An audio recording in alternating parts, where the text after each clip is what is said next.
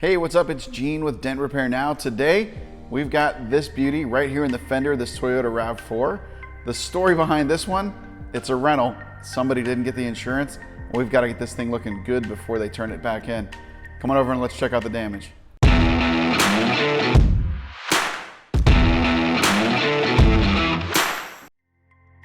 All right, so like I said, this is a rental car. Goes back in a couple of days, and I believe they caught a pole.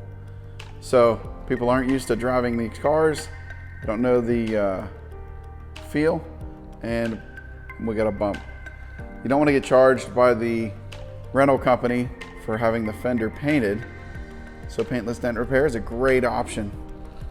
We're gonna fix this up. We've got to deal with the body line, and let's get in there and get this thing going. All right, so we got the dent all roughed in.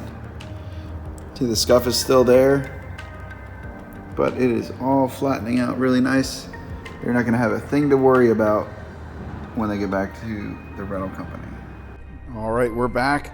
We are done with our rental fender return with that scratch polished off.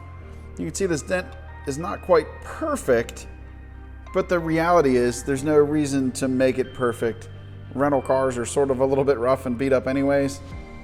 This is a very acceptable repair. I don't think the customer is gonna have a thing to worry about when they turn this back in.